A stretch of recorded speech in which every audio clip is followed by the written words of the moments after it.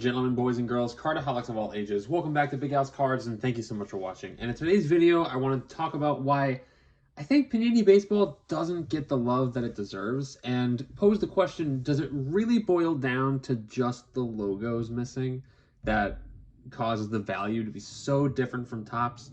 So, Panini Baseball, if you guys don't know, they're not licensed by Major League Baseball, but they are licensed by the Players Association. That basically means they can use player images, they can use player likeness, they cannot use team logos, they cannot use team names. As a matter of fact, on the back of almost every Panini Baseball card, you're going to find the following language. Panini America is in no way affiliated with either Major League Baseball or Major League Baseball properties, nor have these trading cards been prepared, approved, endorsed, or licensed by either Major League Baseball or Major League Baseball Properties Incorporated. So let me show you a couple cards here. So obviously, I think we all know this card very well. Topps Chrome Wander Franco Rookie. It is licensed by both MLB and the Players Association, as the below corner indicates. You can also tell because it's using his likeness, and you're going to see Tampa Bay Rays. You're going to see the team logos all over the place, right? We've seen this card countless times. There's probably a million of them printed. Now, take a look at this card. This is a Panini Prizm Spencer Torkelson rookie red, white, and blue Prizm parallel. It only says Detroit. You don't see Tigers anywhere. His helmet doesn't have anything on it. And despite it being a really cool Spencer Torkelson parallel of his rookie, it probably doesn't sell for nearly as much as probably people think that it should, right? Now, you go to a Walmart, you go to a Target, and Panini Baseball tends to sit a lot longer than certain Topps products. Now, going to depend on the store, going to depend on your location, based on a number of different factors. Here in the Charlotte area, I can tell you that Topps stuff is going to go a little bit more quickly than Panini Baseball stuff is going to.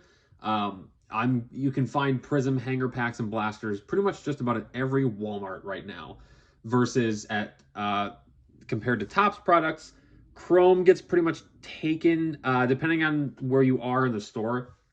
I haven't found Chrome at a Walmart in probably a week or so, 2 weeks or so. They are still at BJ's around here, but you can find Prizm Baseball and Select Baseball, if it's depending on your Walmart, probably much more easily than you can a lot of Top stuff. And with Archives now here and Update literally releasing tomorrow, I got a feeling that those are going to go pretty quickly compared to the Prizm stuff. So my question is, and I hope that this creates some discourse within the comment section, is it really just the logos that creates such the discrepancy between Topps cards and Panini cards? Let me give you another example. I actually have not showed this card off yet. It is a part of my PC. I did have it for sale at one point. I would consider moving it in the right deal, but I think it's a hold-worthy card. So this is my Juan Soto Optic Blue Rated Rookie, number 2/149. Fun fact, I actually hit this out of a Walgreens mystery pack. So the packs that would come with a Series 2 pack and some other random pack. 2018 Panini Chronicles was in this, and I saw a backwards card, I saw the Optic logo, I saw numbered, and then I saw Rated Rookie in Washington when I did the slow roll in the car, and I was like, there's no way. And sure enough, there was a Juan Soto rookie parallel, right? You would think that because it's Juan Soto, it's his rookie, he's a huge star, and it's a relatively low-numbered card, that it would go for some really crazy money, especially at the height of a really good season from Juan Soto. Obviously, 2022 was a bit of a down year stats-wise, but I think it's Juan Soto. He'll be fine. You would think that something like this would go for really, really good money, right? I had it up for maybe a couple hundred and no bites. So I took it off. And I'd rather hold on to it, right? Now, I'm not saying that to be like, where are people making offers? If I'm overpriced on it, then somebody tell me. But I feel like a Juan Soto rookie, now granted, compare that to a numbered Topps Chrome update, the difference is night and day, right? does it ultimately boil down to the fact that there's no logo? There's no Nationals logo here. There's no curly W on his helmet. Washington. Is that really the only factor that causes such a value discrepancy? I'll give you another example. I hit this actually out of a Prizm blaster this year. I have yet to redeem it. I don't know what I'm going to do with it yet. It kind of depends on if Fanatics buys Panini and if there's really going to be any value to this thing. But I hit a redemption. Rookie autographs, White Wave, Prizm, Wander Franco. This is numbered to 50. A number to 50 Wander auto should go for a bit, right? You would think. But then when you check recent sales on eBay, it's way less. So the question that I'm posing, is it really just the logos? Or am I missing something? Have we really created such a huge discrepancy in values just based on logos? Based on the licenses? Or is there some other issue that we just don't understand?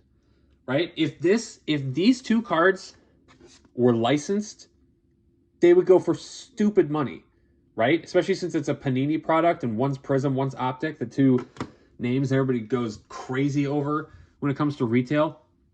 You would think that if they had the logos, they would go for really good money, right? And because they're baseball and because it doesn't have those licenses, it's not going to fetch nearly as much. So is it really just the logos? And if so, okay, then that kind of settles the question. Or are we, as a hobby, unfairly treating Panini baseball? What I mean by that is, are we just looking at the logos, seeing the licenses, which is understandable. Obviously, a lot of people want their cards to have logos and licenses. I get it. The Photoshop airbrush treatment isn't for everybody, and I understand that. But are we being unfair in terms of card value because of that logo? Now, I understand there's probably going to be some kind of discrepancy in value whether there's a logo or not. I get that. But are we being a bit more demeaning to Panini baseball than we should be? I think it's a question that deserves some looking over. And if I'm wrong on it, again, feel free to call me out. If I'm just like, you're trying to pump your product, okay, like I'm not really trying to. These are staying in my collection, right? But I feel like sometimes we don't give Panini baseball enough of a chance in terms of value, and we tend to miss out on stuff that we really would look good in our PC, right? A lot of people will say on trading sites and stuff, oh, I don't collect Panini baseball. You're missing out. I feel like you're missing out when you say that. Yeah, sure, I get it. There's no logo, but you're missing out on a lot of really cool cards. You mean to tell me that if you don't like Panini baseball and you don't want your part of your collection, you don't want this? I just don't. I don't know. I just feel like that doesn't make any sense in my mind. I feel like we don't value Panini baseball as much as we probably could. Is there going to be a reckoning? No. This video sharing my opinion on Panini baseball cards is not going to be enough to change the value of cards. I get that, right? But I feel like we don't give it enough credit. We don't give Panini baseball enough credit for its looks or for just the cards in general, right? I feel like all cards of a certain player deserve a look. If I only collected Topps Aaron Judge cards, I'm missing out on my Optic Crisis toilet paper Prizm, right? So I feel like all baseball cards, even if there's not licensed like Panini stuff, deserves to get a shot in your PC. But that also means that I think that we need to start giving Panini baseball cards the respect and hobby love and value that they probably deserve. Now, that doesn't mean we have to go crazy overpaying for everything, but I think sometimes we need to look past the logos, and if we don't do that, we're going to miss out on something we could really enjoy having as part of our collections. So that's just my little rant. Again, I like Panini baseball. They don't sponsor me, nothing like that happening. I'm not sponsored by anybody except Loop. I'm partnered with Loop, right? Panini doesn't send me stuff, Topps doesn't send me stuff, but they're both welcome to. I'll take free product anytime. But I think that we, as a hobby, need to take a second look at some Panini baseball and say, are we really missing out on something? And if you collect Panini Baseball already, you might agree with me, you might not agree with me. I think we need to put it this way, I think we need to put a little bit of respect on Panini's secondary value in baseball. And maybe certain cards need to be worth a little bit more. But that's just my thought.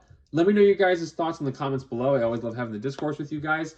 Thanks so much for watching. Please leave a like on the video. It helps the channel out tremendously. Subscribe. Hit the notification bell so you don't miss a single upload. Don't forget to check out the Loop app using the link in my description to get $10 off your first purchase. Until next time, bye-bye.